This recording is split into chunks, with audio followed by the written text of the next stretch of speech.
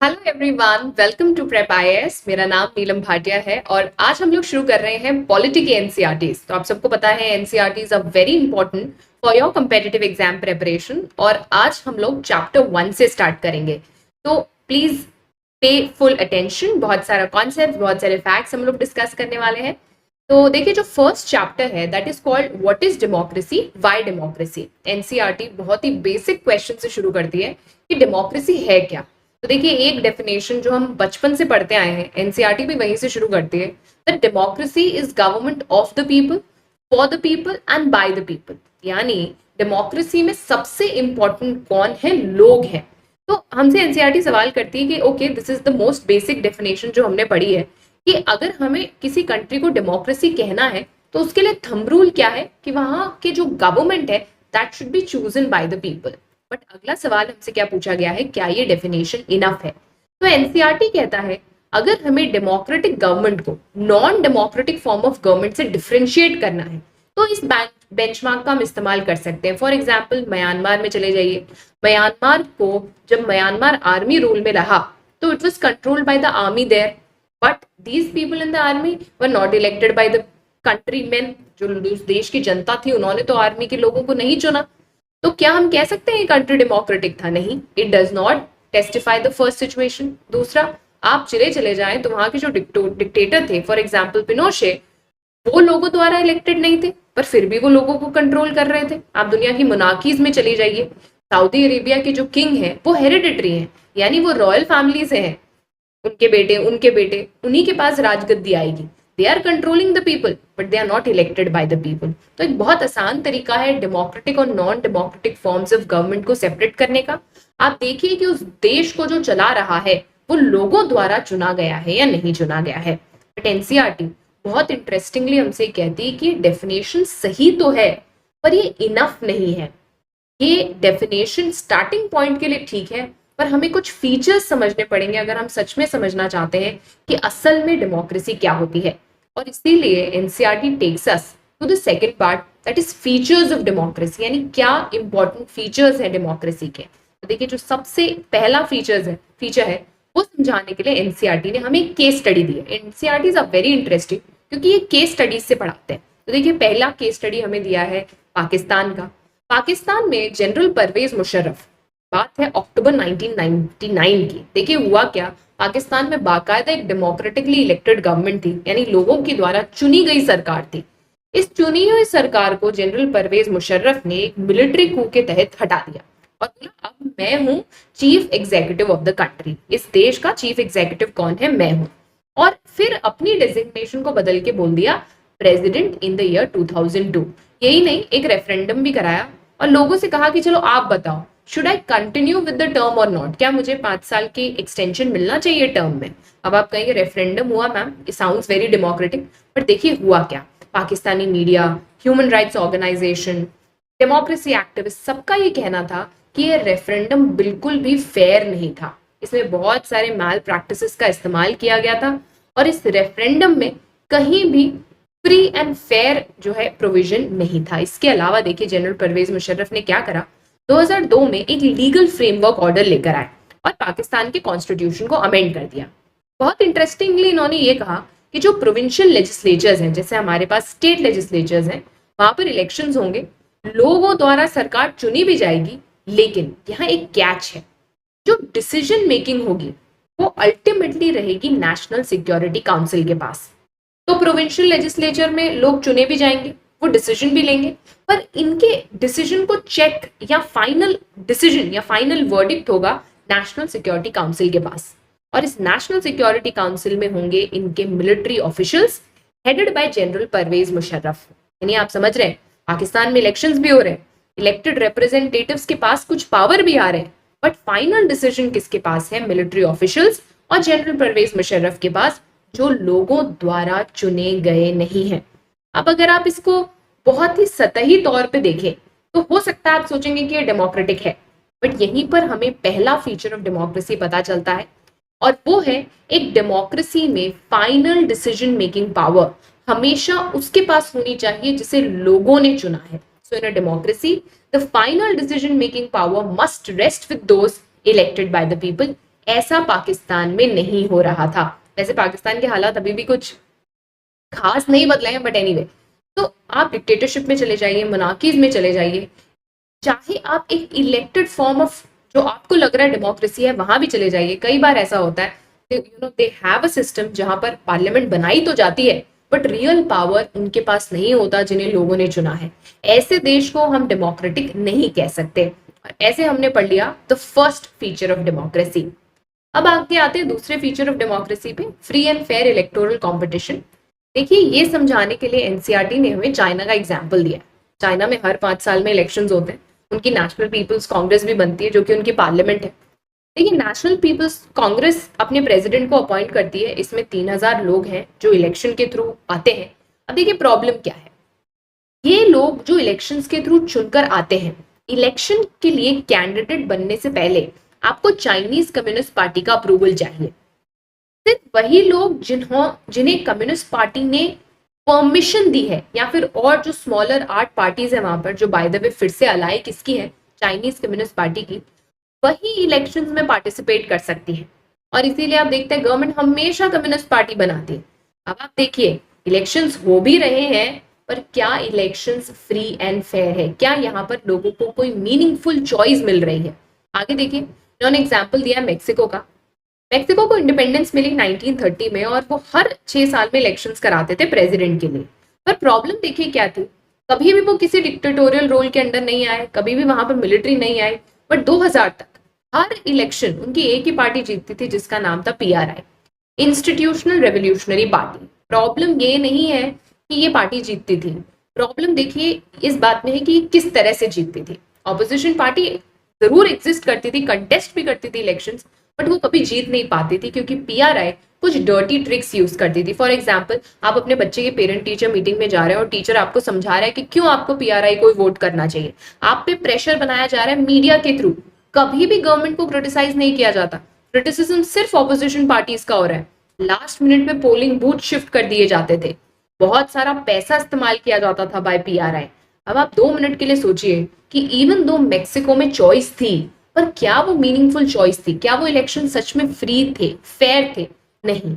और यही से हमें समझ में आता है, चाहे वो चाइना का केस हो, चाहे वो मेक्सिको का केस हो, सिर्फ इलेक्शन करा लेना काफी नहीं है। फिर से, अगर सतही तौर पर आप देख रहे हैं तो आपको लग सकता है डेमोक्रेसी है, पर अगर डेमोक्रेसी होती तो रूलिंग पार्टी का इक्वल चांस होता हारने का। पर ऐसे इलेक्शंस जो फेयर नहीं होते, फ्री नहीं होते, वहां बार बार रूलिंग पार्टी ही जो है जीतती रहती है। तो इससे हम सेकंड फीचर ऑफ डेमोक्रेसी में आते हैं कि डेमोक्रेसी में सिर्फ इलेक्शन होना काफी नहीं है।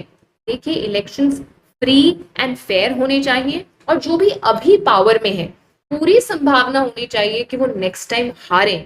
ऐसा कब पॉसिबल है? जब इलेक्शन फ्री हो, फेयर हो, लोगों के पास पॉसिबल ऑल्टरनेटिव्स हो, चॉइस हो, और वो अपनी इस चॉइस को एक्सरसाइज कर पाए। नेक्स्ट, 1 पर्सन 1 वोट 1 वैल्यू, ये भी बहुत इंटरेस्टिंग है। देखिए, यूनिवर्सल अडल्ट फ्रेंचाइज का कॉन्सेप्ट ये कहता है कि हर एक अडल्ट सिटीजन जो एक देश में रह रहा है, इररिस्पेक्टिव ऑफ उन्होंने कितनी पढ़ाई करी है, वो कौन से जेंडर के हैं, वो कौन से कास्ट के हैं, उनके पास कितनी प्रॉपर्टी है, everybody should have right to vote. और हर एक इंसान की वोट की वैल्यू बराबर होनी चाहिए।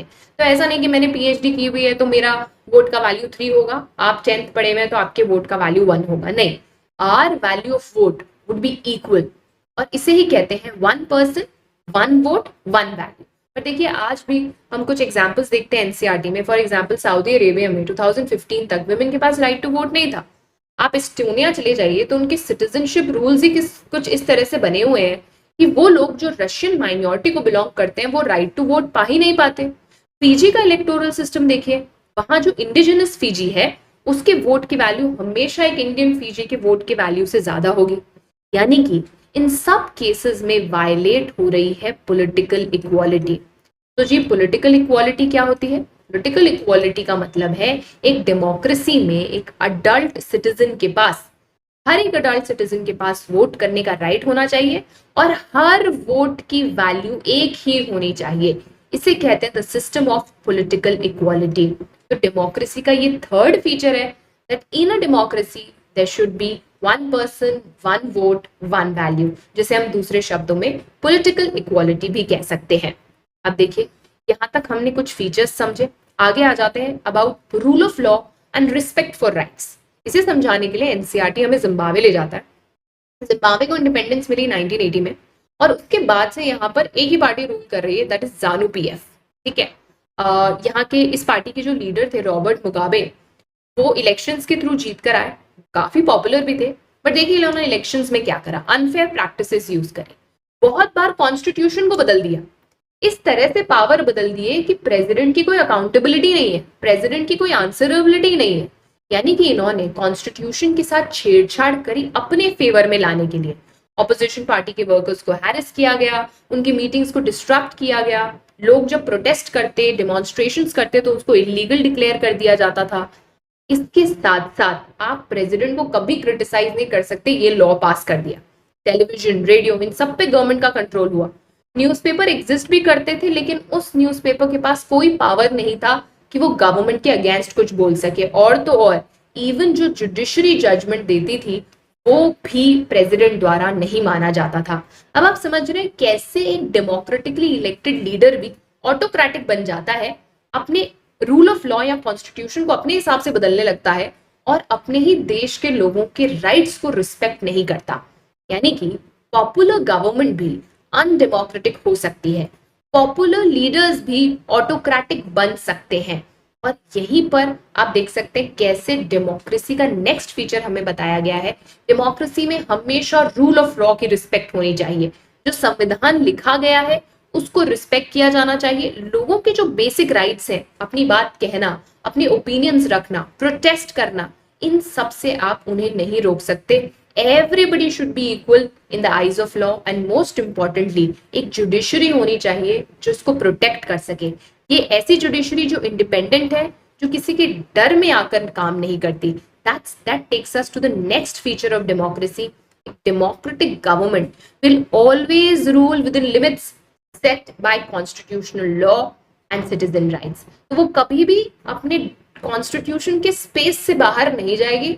अमेंडमेंट भी उसके बेसिक आइडियल्स को रिस्पेक्ट करते हुए किया जाएगा और सिटीजन राइट्स की हमेशा रिस्पेक्ट की जाएगी। तो अगर हम इसको कंक्लूड करें, डेफिनेटली डेमोक्रेसी एक ऐसा फॉर्म ऑफ गवर्नमेंट है जिसके रूलर्स को लोग चुनते हैं, पर ये डेफिनेशन तभी पूरी होती है जब इसमें हम कुछ फीचर्स ऐड कर दें, जैसे जो भी लोग देश को चला रहे हैं, जो भी मेजर डिसीजंस ले रहे हैं, those people should be elected by the people of that country. Elections हमेशा फ्री फेयर होने चाहिए, मीनिंगफुल चॉइस के साथ आने चाहिए, लोगों के पास राइट टू वोट होना चाहिए, पॉलिटिकल इक्वालिटी होनी चाहिए, एंड डेफिनेटली गवर्नमेंट को बेसिक रूल्स की रिस्पेक्ट करनी चाहिए और सिटीजन राइट्स को वैल्यू करना चाहिए।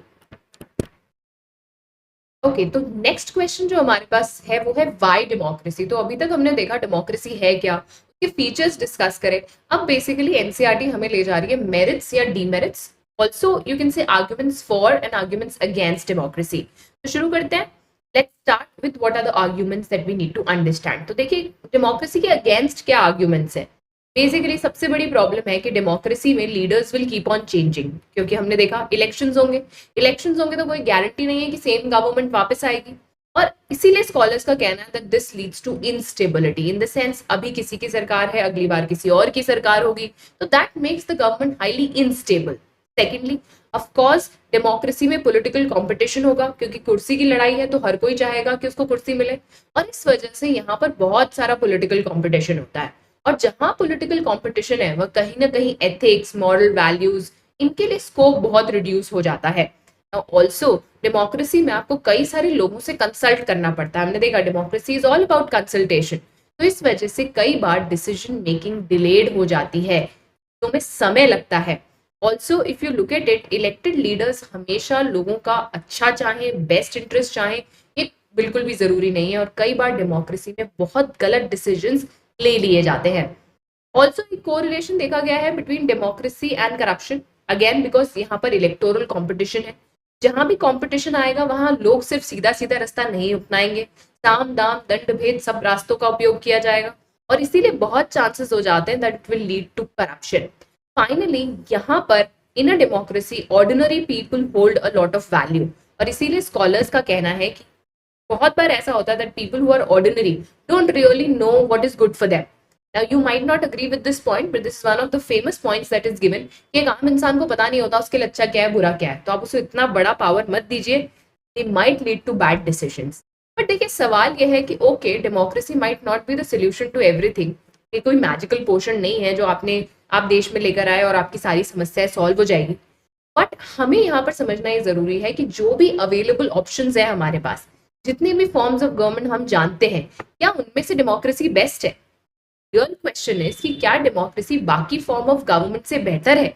और यही समझने के लिए let's talk about the arguments for democracy. देखिए फॉर डेमोक्रेसी आर्ग्यूमेंट समझाने के लिए इन्होंने हमें एक कंपैरेटिव स्टडी दी है between China and India, and ये हमें ले गए हैं during the times of 1958 to 1961, क्योंकि इस समय पर चाइना में आया था एक बहुत बुरा famine. Nearly 3 crore people died in this famine. देखिए हुआ क्या, भारत का भी इस समय पे कोई इकोनॉमिक कंडीशन बहुत अच्छा नहीं था और हम भी इसी दौर से गुजर रहे थे. ड्रॉट लाइक कंडीशंस डेवलप हो गई थी, पर वो ड्रॉट फेमाइन में कन्वर्ट नहीं हुआ. पानी की कमी थी पर वो फुल फ्लेश्ड खाने की कमी में कन्वर्ट नहीं हुआ. और इकोनॉमिस्ट ने जब इस बात को समझा तो एक बात समझ में आई कि इवन दो चाइना हमसे इकोनॉमिकली बेटर है, पर फिर भी वहां पर बहुत ज्यादा प्रॉब्लम्स हुई एज कंपेयर टू इंडिया. क्योंकि बात यह है कि भारत में डेमोक्रेसी थी तो रोकने वाले लोग थे, क्वेश्चन करने वाले लोग थे. चाइना में डेमोक्रेसी नहीं थी, किसी ने भी सवाल नहीं किया सरकार से कि आप इनिशिएटिव्स क्यों नहीं ले रहे, ये जो प्रॉब्लम्स आ रही हैं इसके लिए कुछ रिस्पॉन्ड क्यों नहीं कर रहे. द प्रॉब्लम वाज चाइना में फेमाइन इतना इसीलिए बढ़ गया क्योंकि ना कोई ऑपोजिशन पार्टी थी, ना कोई फ्री प्रेस था जो चाइना को क्रिटिसाइज करता. कहने का मतलब ये है अकाउंटेबिलिटी की भारी कमी थी. अकाउंटेबिलिटी को सिंपली इस तरह से समझिए कि जब आप बच्चे थे तो आपको रोज बताना पड़ता था मैंने इतना होमवर्क कर लिया, मेरा कल ये टेस्ट है, so that kept you under scanner. जब आपसे कोई पूछने वाला है, जब आपसे कोई सवाल करने वाला है, जब आपको जवाब देना है, then that keeps you under scanner and that definitely results in better outcome. तो अब सवाल ये था कि भारत में ऐसा क्यों नहीं हुआ? बिकॉज भारत में डेमोक्रेसी थी, फ्री प्रेस था, हमारे यहाँ पर ऑपोजिशन पार्टी थी. अब यहाँ एनसीईआरटी क्लियर कर देता है कि ऐसा जरूरी नहीं है कि नॉन डेमोक्रेटिक गवर्नमेंट्स रिस्पॉन्ड नहीं करती. पॉइंट ये है वो रिस्पॉन्ड कर भी सकती हैं और नहीं भी कर सकती है, बट डेमोक्रेटिक गवर्नमेंट्स को more often than not respond करना पड़ता है क्योंकि वो टिकी हुई किस पे है? लोगों पे. Remember democracy is government of the people, for the people and bye the people. क्योंकि ये सरकारें लोगों की इच्छा पर बनती और बिगड़ती हैं, इसीलिए यहाँ पर अकाउंटेबिलिटी का क्वेश्चन बहुत ज्यादा बढ़ जाता है. तो सबसे पहली बात, democratic government is a better form of government. Why? Because it is more accountable. ये टर्म्स याद रखिए, इन्हीं को आपको यूज करना है. Democratic government will always be more accountable than other forms of government. Next, democracy is based on consultation and discussion. ये point बड़ा इंपॉर्टेंट है. देखिए डेमोक्रेसी में आप अपने जब हम आर्ग्यूमेंट्स अगेंस्ट देख रहे थे तो हमने समझा कि कैसे डेमोक्रेसी में आपको बहुत सारे लोगों से कंसल्ट करना पड़ता है और इससे डिले हो जाता है. ठीक है माना, बट इसका फायदा क्या है? जब आप ज्यादा लोगों से पूछते हैं तो मिस्टेक्स की कमी आपको देखने को मिलती है फाइनल रिजल्ट में. क्यों? क्योंकि इतने सारे लोग उस प्रोसेस में इन्वॉल्व होते हैं कि इस बात की संभावना बहुत कम हो जाती है कि गलती होगी. The more the number of people are involve the less likely there would be mistake. ये भी बहुत अच्छी क्वालिटी है डेमोक्रेसी की. Quality of decision making improve हो जाता है क्योंकि जल्दबाजी में कोई फैसला नहीं लिया जाता, बहुत सारे लोगों से कंसल्ट किया जाता है, इसलिए ज्यादा ब्रेन्स इन्वॉल्व होते हैं. ऑल्सो आप देखते हैं किसी भी फॉर्म ऑफ गवर्नमेंट, किसी भी सोसाइटी में आप चले जाइए, वहाँ कॉन्फ्लिक्ट्स तो होंगी होंगे, डिफरेंसेस तो होंगे ही होंगे, बट डेमोक्रेसी हमें तरीका देती है इन कॉन्फ्लिक्ट्स और डिफरेंसेस को सॉल्व करने का. रीजन बीइंग, आप किसी अदर फॉर्म ऑफ गवर्नमेंट में जाते हैं, वहां the obvious outcome is you confront people, you come face to face, या फिर उस मुद्दे को दबा दिया जाता है. डेमोक्रेसी में ना तो आप मुद्दे दबा सकते हैं, ना violence is the only way to solve problems. Democracy में आपको कई सारे तरीके मिलते हैं अपने डिफरेंस ऑफ ओपिनियन को एक्सप्रेस करने के और उनको रिजॉल्व करने के लिए. क्योंकि देखिए डिफरेंसेस तो एग्जिस्ट करेंगे, एक डाइवर्स सोसाइटी में डिफरेंसेस ना हो ये हो नहीं सकता. बट डेमोक्रेसी में कोई भी परमानेंट लूजर नहीं होता. कभी आपका पलड़ा भारी है, कभी आपका थॉट प्रोसेस जीतेगा, कभी किसी और का थॉट प्रोसेस जीतेगा, बट फाइनली जीतती डेमोक्रेसी है. And the most important point, democracy enhances the dignity of citizen. कैसे? डेमोक्रेसी वैल्यू करती है पॉलिटिकल इक्वालिटी. याद कीजिए, you have, if you are a citizen you have right to vote, आपके पास राइट टू वोट है, आप सरकार बनाते हैं, आप नहीं चाहते तो सरकार नहीं बनती, आपके पास राइट्स है इन a democracy.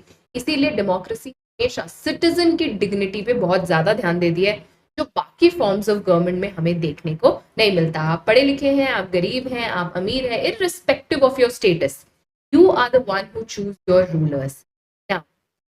Definitely democracy is better form of government, इसीलिए आप देखते हैं कि पूरी दुनिया, ज्यादातर देश डेमोक्रेसी में मूव कर गए हैं। And finally of course it gives us the room to correct our own mistakes. गलतियां होंगी, पर डेमोक्रेसी तरीके देती है इन गलतियों को सॉल्व करने के।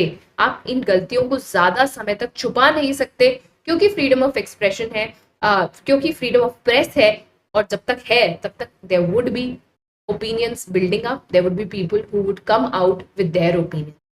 ऑब्वियसली डेमोक्रेसी हमें सब कुछ नहीं दे सकती, बार बार ये बात बोल चुके हैं, it is not a solution to all problems, but the point is it is better than other forms of government. और यही चैप्टर हमें समझाना चाहता था कि इवन दो डेमोक्रेसी के कुछ नेगेटिव साइड्स हैं, डेमोक्रेसी के कुछ प्रॉब्लम्स हैं, बट डेमोक्रेसी आज की डेट में बेस्ट फॉर्म ऑफ गवर्नमेंट मानी गई है।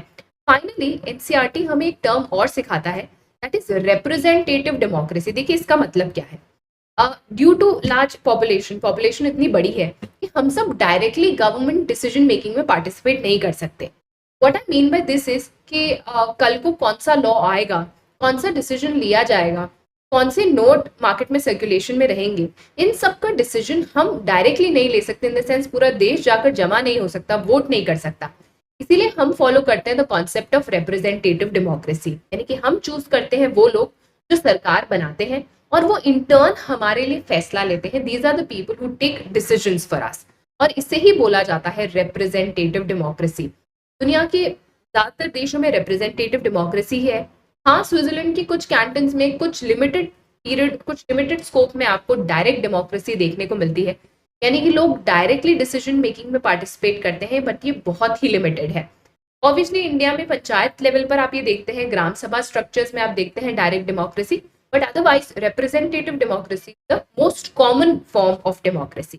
So people are chosen by the people and these representatives take decisions. Now next question, क्या डेमोक्रेसी शब्द का इस्तेमाल सिर्फ और सिर्फ हम गवर्नमेंट के लिए करते हैं, या डेमोक्रेसी का कोई ब्रॉडर मीनिंग भी है? याद कीजिए वो टर्म्स कभी कभी हमने यूज किया, हमारे घर में यार फैमिली में डेमोक्रेसी नहीं है। What do you mean by this?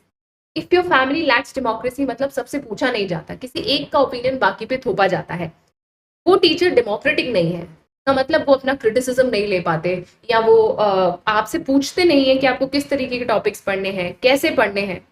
Always remember democracy is not limited to a form of government. Democracy का मतलब है एक ऐसी जगह जहां डिसीजंस कंसल्टेशन से लिए जाते हैं, आपकी कंसेंट से लिए जाते हैं। अगर आपके ऊपर उस फैसले का प्रभाव पड़ रहा है तो आप उसके डिसीजन मेकिंग में इन्वॉल्व होंगे। अगर नहीं हो रहे तो आप जिस स्पेस में हैं वहां डेमोक्रेसी फॉलो नहीं की जाती, फिर चाहे वो गवर्नमेंट हो, फैमिली हो, आपका क्लासरूम हो, या आपका वर्क स्पेस हो। नेक्स्ट क्वेश्चन, क्या डेमोक्रेसी और आइडल डेमोक्रेसी में भी कुछ डिफरेंस है? तो एनसीईआरटी हमें बताता है कि अभी जो हमने पढ़ा है वो मिनिमल रिक्वायरमेंट्स है कि डेमोक्रेसी में ये होना चाहिए। जितने ज्यादा इंटेंसिटी से ये एग्जिस्ट करेंगे, for example free and fair elections, अगर इलेक्शंस बिल्कुल फुल प्रूफ है, नो रूम फॉर मिस्टेक्स है, इसका मतलब आपकी डेमोक्रेसी आइडल स्टैंडर्ड की डेमोक्रेसी है। और इसमें कुछ आइडल स्टैंडर्ड्स हमें बताए भी गए हैं।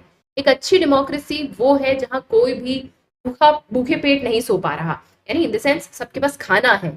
एक ऐसी डेमोक्रेसी जहां सब इक्वल रोल प्ले कर रहे हैं, आपने सिर्फ राइट टू वोट दे दिया वो काफी नहीं है, लोगों के पास इंफॉर्मेशन है, लोग जानते हैं कि वो किस तरह से अपनी कंट्री में इन्वॉल्व हो सकते हैं। इलेक्शन से पहले वो सर्च करते हैं कि उनके जो लीडर्स हैं उनका क्या बैकग्राउंड है। People are inform, they take informed choices. तो definitely over the course of this particular book हम डेमोक्रेसी के बहुत सारे डायमेंशंस को समझेंगे।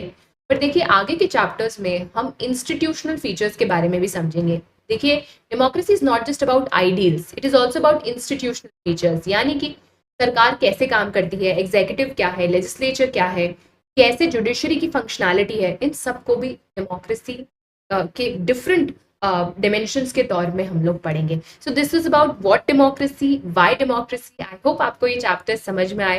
Remember consistency is the key. साथ साथ चैप्टर्स कंप्लीट करते जाइए और एनसीईआरटी का एक सॉलिड बेस आपके पास तैयार हो जाएगा. All the best. See you with chapter number 2.